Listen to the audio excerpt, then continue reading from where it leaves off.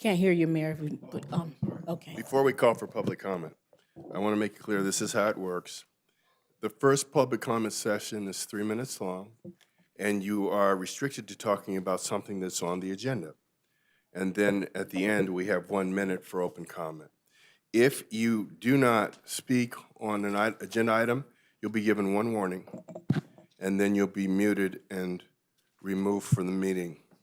So, with that, persons wishing to address the City Council, successor agency, Housing Authority, Joint Powers Authority on any item on the agenda other than the public hearing may do so at this time. Mayor and council. Light agenda. I'm waiting for the last minute. That's gonna be the one I like.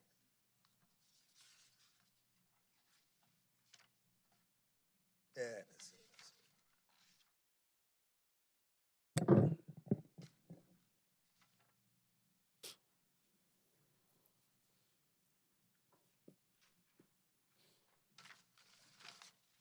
I want to speak about the event that's happening Saturday. I got nothing. Sir, with that, all right, please have a seat. With that, we'll close public comment. Are there, doing this anyway, I don't think anyone's coming to the library, but let's try the library lecture hall. And with that, we'll close public comment. Item 1, CSA 1 and H1. Warrant register. Move along payments. Second.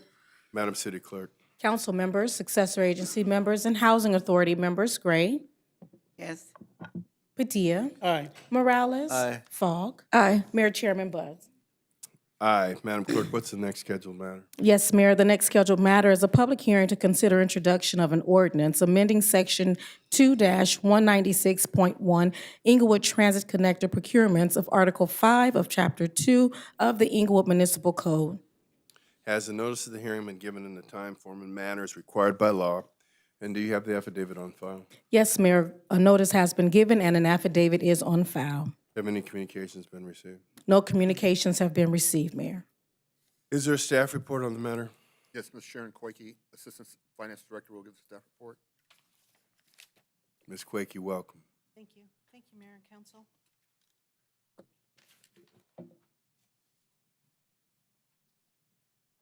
How do I move it along? Good afternoon. This is a public hearing to amend the purchasing ordinance. The city has entered into a procurement process to enter into an agreement with the best value proposer to design, build, finance, operate, and maintain the Inglewood Transit Connector Project, or a DBFOM agreement. The DBFOM agreement will contain the city and developers' rights, interests, and obligations in connection with the ITC project. Some of the terms and conditions of the agreement may potentially conflict with the Public Contract Code, given that the state laws have not been updated to address the alternative project delivery, payment, and financing contemplated in the DBFOM agreement. Article 11, Section 5 of the California Constitution provides that through a city charter, a city may make and enforce all ordinances and regulations in respect to municipal affairs, subject only to restrictions and limitations provided in their several charters. Public Contract Code Section 1100.7 states, with regard to charter cities, this code applies in the absence of an express exemption or a city charter provision or ordinance that conflicts with the relevant provisions of the code. The city charter prevails over conflicting state laws and provisions in the Public Contract Code. Basically, we are requesting to amend these articles in the city's charter so that we will be in compliance with Public Contracting Code. And in this case, with our DBFOM agreement, the city charter will prevail over the state contracting laws. Thank you. Is there any public comment? Should I go through? I guess it sounds legitimate if you have a college education. I don't need to go through. Here's how the process is screwed. The average resident, not average, but most people live below the federal poverty line. And Lisa Trifilati knows this. So she writes a report so confusing, you don't know. Municipal code. Because I believe transparency has to start with truth. This is the same Lisa AAA that pushed a measure for the people mover. She hasn't acknowledged to this day that was gonna divert the funds to the people mover. This people mover is like a NFL office support. It just changes.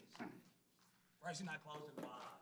You're gonna have to get behind the, I thank know you. COVID and Karen Bass is. No, and we can't hear, poisonous around here. they can't hear But with you on that the being microphone. said, I am tired of you elected officials, and I'm glad Ms. Gray is here. Because when she pulled that item last week, that showed me transparency is gonna come here. Stop ramming this project. It may be a good. Thank you, sir. Time's up. Good afternoon, council. I just wanted to know, do we know what the conflicts are right now? We're just trying to pass this ordinance just in case there is a conflict. That's all my only question. Thank you. Is there any other public comment? With that, we'll close public comment. Are there any council comments, or do I have a motion to waive further reading? Move to waive further reading. Second. Madam City Clerk. Council members Gray, Aye. Padilla. Aye. Morales. Aye. Fogg. Aye. Mayor Butts. Aye. I'll introduce. Now, I should have mentioned it earlier, but DR1 has been pulled. Consent calendar items 2 and 3. So moved. Second. Madam City Clerk. Council Like to- members. Mr. Mayor, I'd like to pull item 3, please. Madam City Clerk, That's to item what, 2? as to item 2. Yes, Mayor. Is Council there a members. motion? Yeah. Yeah, there was a motion made by Councilwoman Falk and second by Morales. Yes. Yes, sir. You want me to call the roll? Call the roll, please. Yes, sir. Council members Gray. I just want clarification. no. Hold We're on 1 second. Right now, we're on item 2. Item 2. We're Yes, voting ma'am. on item 2. Aye. Padilla. Aye. Morales. Aye. Fogg. Aye. Mayor Butts. Aye. Now, item 3, your question? Thank you very much. I know this has to do with signage, a difference in our signage in our city, and specifically District 1. So I'd like to have staff to kind of explain how this came about and what was the reason for it, basically. What kind of response you actually- got from the... Actually, Councilwoman, that's in this. Please eject him right now. I would like my question Okay, answered by okay. staff.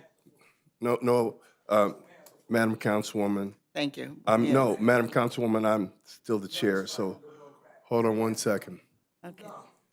So- Mayor, All right, so here's how we're going to do this. So your question is what, ma'am? I would like staff to respond to my question regarding signage, I think it has to do with our collection of our trash and how this all came about, what was the purpose Okay, for it. Mr. I'd like, Atwell? and the reason why I'm asking, Mayor, is I'd like the public to really know exactly why this, because it does impact the Sure. city.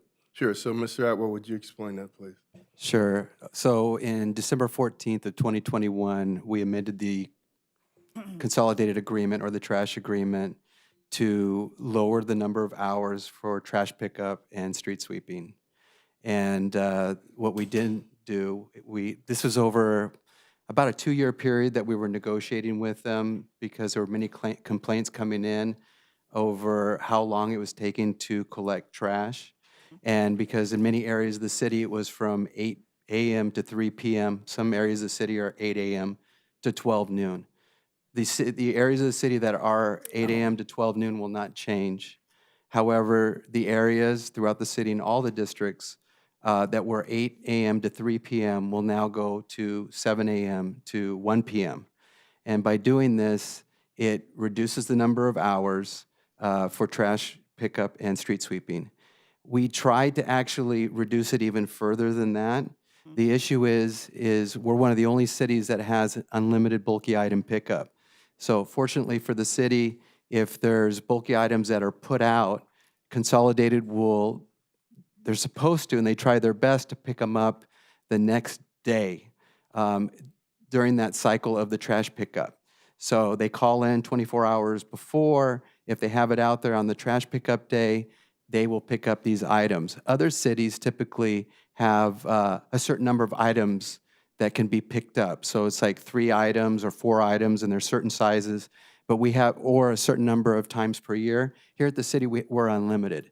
So in order to do it within that 5-hour, 6-hour time span, that's why we kept it. And I appreciate those comments. And in District 1, basically, that was the complaints or concerns that folks had in District 1 was the time frame, and you adjusted the time based on those concerns. in Correct. District 1. All the districts had issues with the amount of hours it took, because 8 to 3 was Right, pretty excessive. Right. Okay. And I believe that I was prompted by one of our council members, Padilla, in terms of the issues in his district. So thank you for bringing that to the council. So thank you. You're very much for welcome. the report. I have a follow-up, Mayor. Go right ahead. The, currently it's, you're changing it from 8 to 3 to 7 to 1. But we've had our discussions as well as to, currently, even if it was never changed, I believe that trash pickup was allowed to begin at 7 a.m. So they didn't actually adjust the morning. What we're doing is we're limiting the parking in that space for the residents to move their car 1 hour earlier, is what we're doing. So, as I've told you, we'll try it out, and I just want to make sure that if that doesn't work, we could actually move that back, because I believe that the 7 a.m. to 8 a.m. hour is very valuable for families that are working and getting their children out to school. Yep. So I just want to make sure that we as a city would be able to come back and change that back if it doesn't work, because the 7 a.m. slot for a working mother Yeah. who's getting her kids out and now she's got to move the car, that's tough, right? We discussed that. So I'd like to make sure that we have that avenue to come back. Yeah, that's something that we could definitely talk to Consolidated Republic about. And keep in mind, there's also the street sweeping that's involved as well. Oh, well, that's what's changing, because my understanding is that currently the trash pickup has always been able to start at 7 a.m. Angela Williams, I know you're here. Maybe, there you are. Oh, she's. Yeah, they either that or they've been starting early. I think they've been starting a little bit on the early side. But I believe if you look at the agreement, For commercial service, that they can start at 7. For residential service, they can start at 8, okay. per the So- contract. Yeah, so we would actually be moving the parking note and the street sweeping. So going back to it, 7 to 8, we can try it, but I just want to make sure we can turn back the clock, because this is supposed to make it easier on residents. It's not supposed to make it harder. And going back to, take it from me, I know what a 7 to 8 a.m. circus looks like at home. And it is tough. And to say, hey, somebody go move the car in the middle of that circus, it's tough. And trust me, it's impactful. It's impactful. So I just wanted to put that out there. I completely understand. I've been a proponent, Angela knows from the beginning, to shrink these hours. But once again, my intention is to make it easier, not harder. Right. And Councilman, in the end, though, it's about parking and when people are inconvenienced. The big complaint we've had all these years is that the hours for trash pickup were too long. And so staff did the best they could to shorten them. No, and I understand No, that. and I get you. And so what I'm saying is, it's going to be a choice. And then if everybody says, well, we'd rather have it go till 3 again, we'll go till 3. We're here to serve the public. No, yeah. And I just wanted to make sure that Yeah. everybody understands that the change, my support of the change is based on making their lives easier. Easier. That's everybody. Yeah. All So, right. Okay. So moved. Second. Madam City Clerk. Mayor, you moving 1 and 2? Yes, ma'am. Yes, sir. Council members, Gray, Aye. Padilla, Aye. Morales, Aye. Fogg, Aye. Mayor Butts. Aye. DR1's been pulled. DR2. Staff report recommending that the mayor and council members adopt a resolution approving the sewer system management plan of 2021 update. Move adoption. Second. Madam City Clerk. Council members Gray, Aye. Padilla, Aye. Morales, Aye. Fogg, Aye. Mayor Butts. Aye. A1. Thank you, Mayor. There's no reports from the city attorney's office. CM1. Thank you, Mayor. No reports from the city manager's office. CC1. Yes, Mayor, thank you. I do have a few remarks. One, I wanted to acknowledge my family. You know, my father's funeral is this Friday, and so I have my oldest sister and my niece visiting from Oklahoma sitting in the audience, Rochelle and Ebony, and I have my sister that's here with me in Los Angeles, Welcome. Maisha, here sitting in the audience with me as well as we prepare for our father's services on Friday. Welcome. What's your sister's name? Rochelle and Maisha, and then my niece's name is Ebony. They're from Welcome. Oklahoma. Welcome. Yes. All right. Thank you. And then Women's Rock Empowerment. Just wanted to encourage all of our women. We are winding down. We are excited. Everything is coming together. And so the councilwoman and I, our Councilwoman Falk and I, are looking forward to a great event happening on May the 6th from 9 o'clock in the morning until 2 o'clock p.m. You do not want to miss it. You don't want to miss it. You don't want to miss it. And then lastly, the City Clerk's podcast will air today. I can't tell you what time, so you just have to wait, but just know that it airs today. Thank you, Mayor. That concludes my remarks. Thank you. CC2. Monthly Treasurers Report for the month ending March 31st, 2023. Receive and file with successor agencies in session, CSA2. Monthly Treasurers Report for the month ending March 31st, 2023. Receive and file adjourn to successor agency housing authorities in session, H2. Monthly Treasurers Report for the month ending March 31st, 2023. Receive and file, H3. Staff report recommending that the chairman and Housing Authority board members approve the second revision to the California Tax Credit Allocation Committee lease rider agreement by and among Inglewood Housing Authority, Pacific Rim Preservation, LP, and the CTCAC for Pacific Rim Apartments located at 230 South Gravilla Avenue, Inglewood, California, 90301. Move approval of the second revision. Second. Madam City Clerk. Housing Authority members, Gray, Aye. Padilla, Aye. Morales. Aye. Fogg. Aye. Chairman Butts. Aye. The JPA is in session, JPA 1. Monthly Treasurers Report for the month ending March 31st, 2023. Receive and file, adjourn the JPA. No appointments to boards, commission, and committees. Public comment regarding other matters. Any person wishing to address the city council on any matter connected with city business not elsewhere considered on the agenda may do so at this time.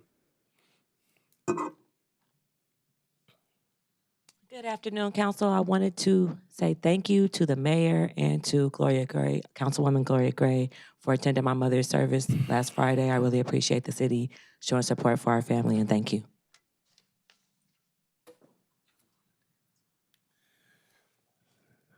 Again, our condolences.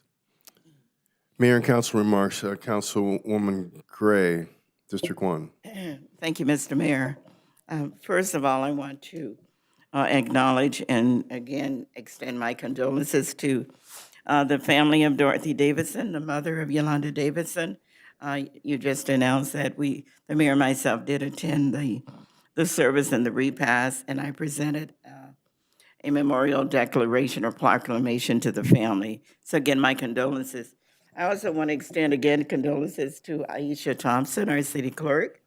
I did meet her family in the elevator from Oklahoma, I believe. And so it was good to meet the family. Sorry under the circumstances, but welcome again. I also want to mention that the community swearing in for District 1 councilperson is this Saturday at 1 o'clock. It is a community swearing in, and so I do invite everyone to attend. I also attended a roundtable discussion that was convened by the Assemblywoman Tina McKenna this past weekend to discuss some of the issues in the South Bay area. And so some of the South Bay leaders were there, some of the mayors and council persons from some of the cities throughout the South Bay area. So thank you very much. Thank you. And Councilwoman Gray, That is really, really a great picture. Tell me who the photographer is. I want him to take mine. Councilman Padilla, District 2. All right, thank you, Mayor, appreciate it. A couple of quick things. Number one, touching back on the parking with the restrictions, the 7 to 1, I just think that, it falls into one of those nothing ventured, nothing gained, right? No good deed goes unpunished, right? So we try to listen to our residents and hear them out. Like anything else, you're not always gonna get 100%, but you're gonna try to do what's the right thing for the community. Can you get that louder? I'm trying. But we try, right? And that's what we do. We try to do our best for our residents and for our community members. We're not trying to make their life any more difficult than life already is. And so if 7 to 1 works, that's great. We'll keep with it. Folks kept saying, I need to park earlier, right? So, people are sitting out there at their car at 3 o'clock or 2:45 trying to get their parking spot. Now we're done at 1, and watch, you're gonna get folks out there at 12:45, right? But we gotta try to do what we believe is the best thing to do. And so this is one of those opportunities. We'll weigh it, we'll take a look at it, and then we'll go from there. So Mr. Atwell and your staff, thank you. Angela, I know you got your hands full, but we're gonna try and do what we believe is the right thing to do and move forward from there. Aisha, to your family, welcome to the beautiful city of Inglewood. And, it's under unfortunate circumstances, but we're glad to have you here visiting with us, and we will see you on Friday. Earlier this afternoon, the mayor, everybody up here on the dais, we all had an opportunity to go down to 716 West Beach. It's now called the Beach Terrace. And we call it a housing project, right? Well, not project, but we call it housing. But I always call it more homes. It's where families can now come and raise their family in a home and in an area that is safe and respectful for your family. And so to hear a couple of the residents go up there and say how they came from a community where they were not safe, and now they've been there and they feel so safe.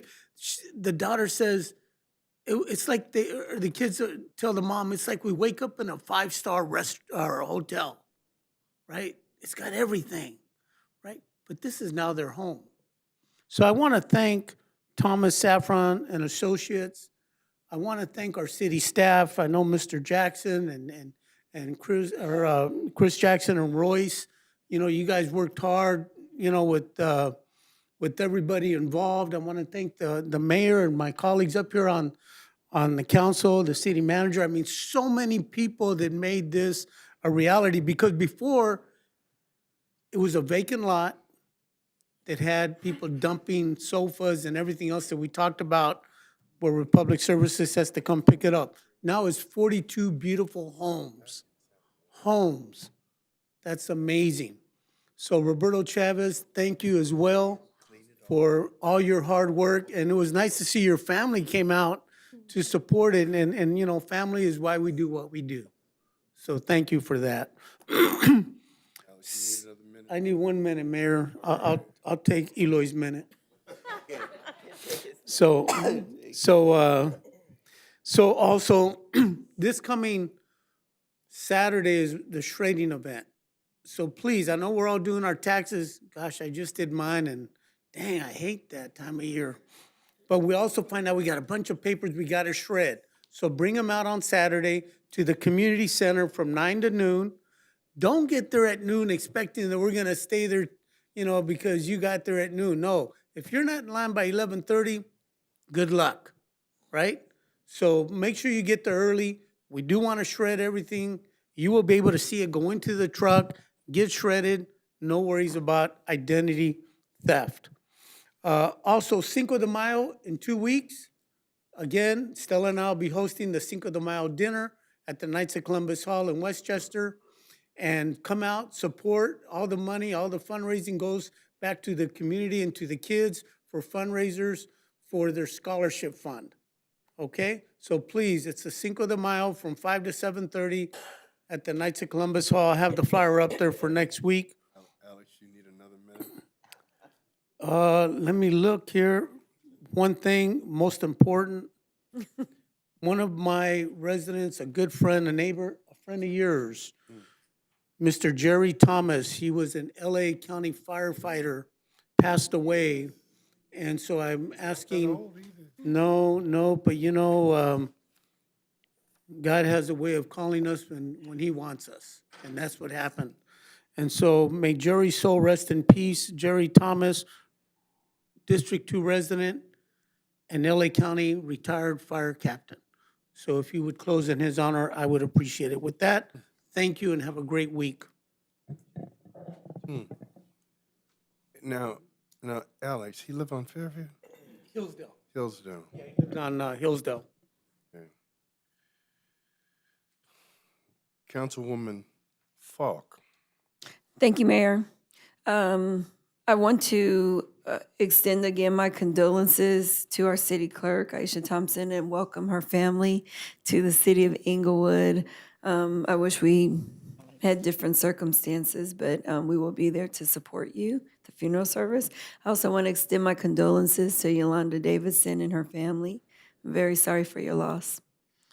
I just wanted to give a big shout out to Thomas Saffron and Associates and our council member, District 2, Alex Padilla, on such an amazing accomplishment. I was so happy. I was almost in tears. That was that mother and that daughter spoke at the event, and like Councilman Padilla said, they spoke about how they're so grateful to be able to have a wonderful, safe home to be in. So that was an amazing event. Thank you, Councilman Padilla, for making that happen and being a part of that. I also attended the an annual Women in Leadership Luncheon on Friday, April 14th. Just wanted to give a shout out that was in honor of Women's Empowerment Month. So that was a great event, and I did attend that. Want to give a big shout out. Thank you for that invitation. Our Board of Supervisor, Holly Mitchell. I also, on Saturday, was able to attend the girls' conference right here in Inglewood at St. Mary's Academy. And the focus is on young girls and providing opportunities, knowledge. There were workshops. There were opportunities to engage with the young girls and make sure that they make good decisions as they get ready to graduate from high school and move on into college. So I had a great event with them. I was able to speak with them and encourage them. So I'm very thankful to my sorority for inviting me there to speak with and engage these young girls. Also, I wanted to make sure, so my communities of, in District 4, there it is, I'm having a community meeting tomorrow, and I've already kind of spread the word, but there's a couple of things happening in the communities of District 4, Lock Haven, Imperial Village, and Inglewood Knolls right now. We're having some homelessness issues. We're having some issues with takeovers of a house and some other issues, a lot of speeding. So I'm having a urgent meeting with them. It's happening tomorrow. If you live in one of those communities that you see on this flyer, please make sure you're there. I just want to make sure that all the issues that I'm getting calls on are addressed and that I'm in communication with my residents there. So please attend if you can. It will be at Benacue tomorrow from 6 to 7:30. Also, we're going to sound the alarm. Our American Red Cross has partnered with the City of Inglewood's Emergency Services Department to host an event. It will happen at Morningside High School, Saturday, April 29th from 8:30 to 2. And they're going to be providing free smoke alarms, installation, and other earthquake safety information to the home. So if you are interested in making your home safe and prepared, please make sure you attend that event. I do want to thank our our emergency services division and Brian Walker for helping to organize that event. We have currently right now 100 pre-registered residents that will be in attendance. So that is all I have. A lot going on. Thank you so much, Mayor, for the time. Thank you, Councilman Morales, District 3. Thank you. I'll be brief, Mayor. A lot was covered.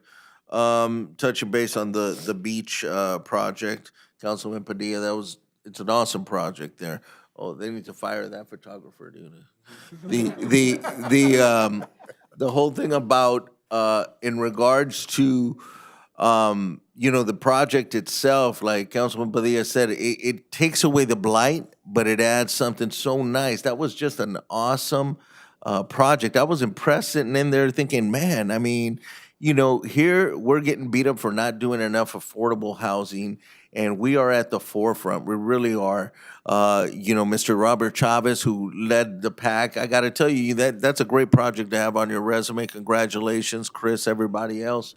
It was fun. It was fun, and it's nice to see the developers so excited of building here in Inglewood. It turns out Mayor's known him for like 30 years. I met him 20 years ago when he did a project here on Fur and Regent, which is a redo of the senior housing. But to listen to him, be so happy to work here, it's amazing. And like everybody said, that mom and daughter, when they spoke, man, I mean, you really know what those houses mean, those homes mean to the family. So something to be real proud of. Was able to stop by St. John's for their gala this year, their first ever gala. Met an alumni from class of 1961. And it turns out he had worked here for the city of Inglewood at the parks and now lives in Lancaster. But it's also really amazing to hear how happy they are of where the city is moving. He said that's kind of why he decided to show up to this thing, just to come and check everything out. So that was just nice to hear. And then ultimately, Aisha's family, welcome. It's nice. I got a lot of complaints about Aisha coming up. But yeah, no, we love Aisha here, and we're glad you made it to the meeting. And then that's it, Mayor. Thank you very much. Okay. So real quick, I wanted to talk about affordable housing. One of the things since the city is, just exploded and changed as it relates to development, one of the things that is lost is the fact that, as I say often, we have more affordable housing units per capita and in whole numbers than any city in the South Bay. We also have the lowest median rents, and that has been helped to be maintained because we passed 5 years ago a 3% cap on rents or inflation, whichever is higher. And here's how nobody ever tells anybody how affordable housing comes to pass. Well, there has to be a financial incentive for a developer to be able to make money and still provide a product that has affordable rents or is eligible for Section 8 assistance. And this particular building, 42 units. Oh, wow, somebody took pictures. Okay, 42 units, and every one of them affordable. And that came to pass because the city, long ago, used redevelopment money to buy various parcels in the city. And those parcels sat vacant for a long time because, people weren't interested in developing in the city. The parcel on Florence between La Brea and Market and the South Borders Regent, it used to be a Buffington Cadillac. And they left and went to Culver City, and that parcel was vacant for 30 years. The 101 unit building, 50 transitional homeless, 51 affordable, up on Redondo across from the Fairview Heights Metro Station, bordered by West Boulevard. That was just a hodgepodge of decrepit buildings. And so what the city does is we put them up for bid for developers. And that's how it comes to pass. Now, we all like take credit for it and all that, but the reality is that, you know, we offload negotiations to our staff. We approve it, but it's a team effort. And the city of Inglewood has worked harder at maintaining an affordable housing stock than anywhere. Now, to give you a perspective, we've been building affordable housing since 1969. And since 2011, over 60% of all the affordable units available in the city have been produced. 12 years over the, let's see, 20, 30, 50, over the 53 years that we've been producing affordable housing, more than 60% of the units have opened in the last 11 years. So we just want people to understand we really produce affordable housing and we really look out for the community. Let's see, I had one other thing. Oh, on the parking. So now, think about this. The city was built in 1908. In 1908, everybody didn't have a car, let alone 1, 2, 3, 4, 5, 6 cars. And so a lot of our streets are narrow. A lot of our streets have parking on one side of the street because they're not wide enough to accommodate traffic with parking on both sides of the street. And so what happened? Time caught up with us, and a lot of people have a lot of cars. That's why mass transit is very important, because we can't keep on having families get more and more automobiles. And that's where we came to this problem. Now, Eli, when he came on the council, nobody's complaining about trash pickup hours because everybody didn't have all these cars. And so when we make changes like this, it's not because we just want to change something to change it. It's because we've gotten complaints and people said, you know, why should we have to not be able to park until 3 o'clock? And then when we get to a critical mass, then we make a change. Then we make a change. And then Eli says, hey, wait a minute, 7 o'clock is no good. Yeah. But- And it's important to have those discussions because in the end, all of us are trying to do things to fix the problem. And I think staff will tell you, I was one of the proponents open up this conversation, and that's why I know the hours are important. So just for the public to know, somebody doesn't wake up one day and says, oh, we're going to move the hours to 7. Yeah, this has been years.